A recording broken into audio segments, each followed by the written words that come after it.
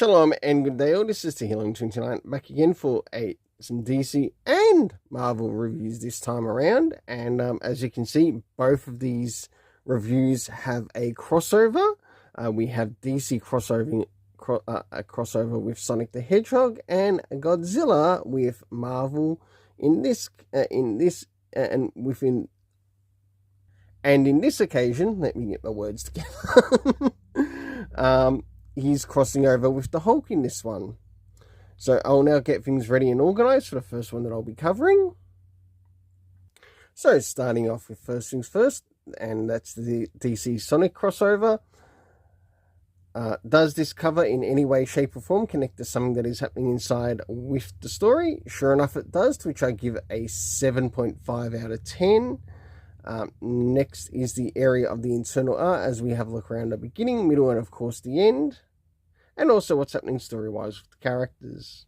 So as the story continues, we have the DC Justice League characters who are encountering the character of Darkseid, but in this occasion they also have a little bit of help with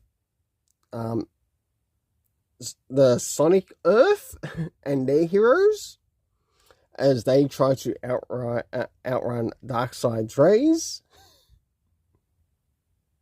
As we start to move towards the middle of the story, we get the appearance of Dr. Eggman, who has finally decided to make a bit of an appearance, and what will happen between these characters and how will they actually solve the situation of Darkseid being in this universe. And yes, he is also seeking the crystals that are in the universe. And last but not least, towards the end, to which we get to see John Stewart Green Lantern and a number of the other characters as they go up against what Darkseid is doing. And I must admit, I did actually quite enjoy this issue, and I think you'll be surprised for the internal art rating. So for the internal art rating, I gave it a 7.5 out of 10.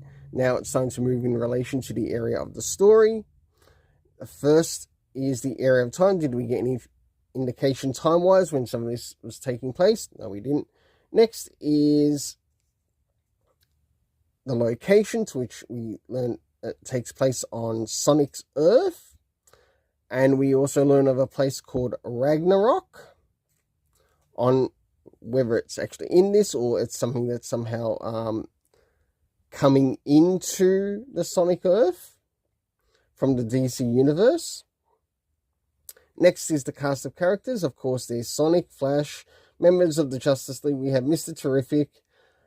We also have Dr. Eggman. We had the appearance of Steppenwolf. We had Amy. We had Shadow, Knuckles, I think it's called Spirit, their version of sort of like a almost psychic type character from the last issue. For the overall rating, I give it a 7.5 out of 10. Now it's time to move into Godzilla vs. Hulk. So as we start to move in, the first things first, in relation to this story, does this cover in any way, shape or form connect to something that is happening inside with the story?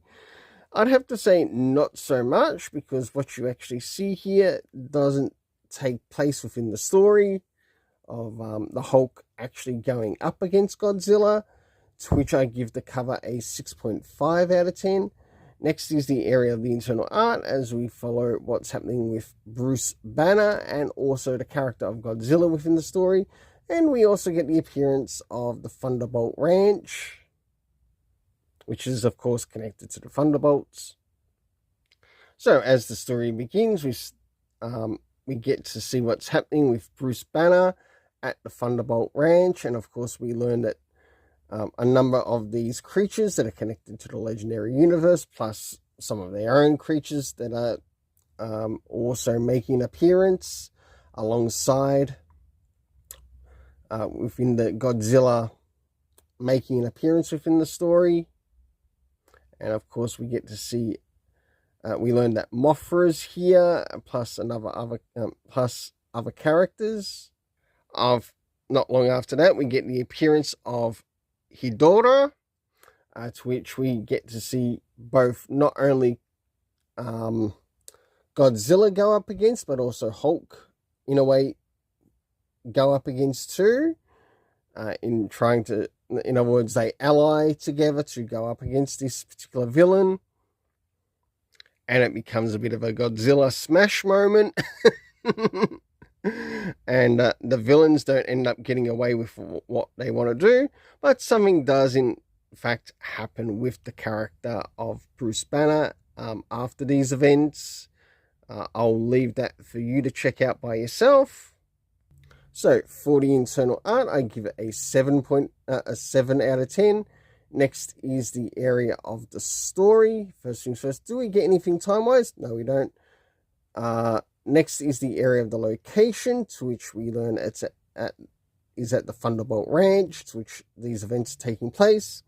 The cast of characters consisting of Godzilla, Bruce Banner, the Hulk, Dr. Demonicus.